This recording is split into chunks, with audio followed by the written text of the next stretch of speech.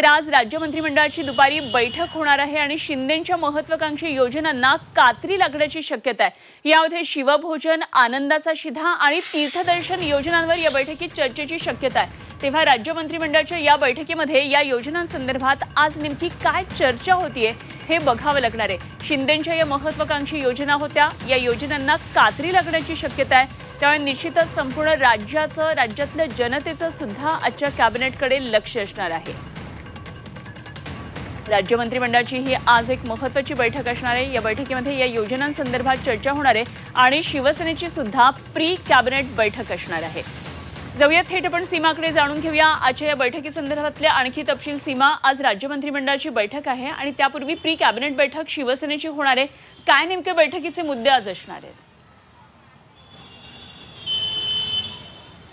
अनुपमा, खरं तर विधानसभा निवडणुकीपूर्वी मुख्यमंत्री असताना एकनाथ शिंदे यांनी अक्षरशः लोकप्रिय घोषणांचा पाऊस पाडलेला होता आणि आता त्याच योजनांना कात्री लावण्याची जी वेळ आहे ती या सरकारवरती आलेली आहे। कारण सरकारच्या तिजोरीवरती जो भार आहे तो वाढलेला आहे या लोकप्रिय योजनांमुळे। त्यामुळे आता या योजनांना कात्री लावण्यासंदर्भात सरकार विचार करत असल्याची माहिती जी आहे ती मिळते। आज होणाऱ्या 12:30 वाजता मंत्रालयामध्ये कॅबिनेटची बैठक पार पडणार आहे आणि या बैठकीमध्ये खरं तर एकनाथ शिंदे यांनी ज्या योजना जाहीर केलेल्या होत्या त्या योजनांसंदर्भात फेरविचार जो आहे तो केला जाणार आहे।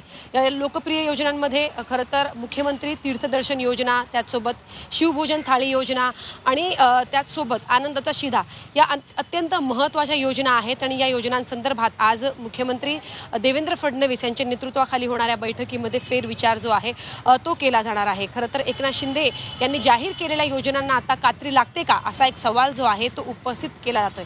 आज होणाऱ्या कॅबिनेटच्या बैठकीपूर्वी एकनाथ शिंदे यांच्या मंत्र्यांची सुद्धा बैठक पार पडणार आहे। त्या बैठकीमध्ये हा मुद्दा चर्चेला येतो का हे बघणं महत्त्वाचं असणार आहे। अनुपमा, एक गोष्ट जर म्हणायची झाली तर मुख्यमंत्री लाडकी बहीण योजना ही योजना जी आहे ती राज्यभरामध्ये गाजली। या योजनेमुळे सरकारला मोठा यश सुद्धा मिळालं। मात्र दुसरीकडे आर्थिक स्थिती जी आहे राज्याची ती सुद्धा कोलमडल्याचं आपल्याला बघायला मिळालं। त्यामुळे अजित पवार जे अर्थमंत्री आहेत त्यांनी अनेक वेळा विधानसभा निवडणुकीचे निकाल लागल्यानंतर अनेक वेळा त्यांनी सांगितलं की राज्याला आता आर्थिक शिस्त लावण्याची खूप गरज आहे आणि या आगामी दिवसात होणाऱ्या अर्थसंकल्पीय अधिवेशनामध्ये राज्याला आर्थिक सीमा एकंदरीतच आणि त्यामुळे ही योजना आता पुन्हा रिवाइव्ह होतीये का हे बघावं लागणार आहे। एकंदरीतच कुठल्या योजनांना आज कात्री लागते हे बघावं लागणार आहे। धन्यवाद सीमा, दिलेल्या सगळ्या सविस्तर माहितीसाठी।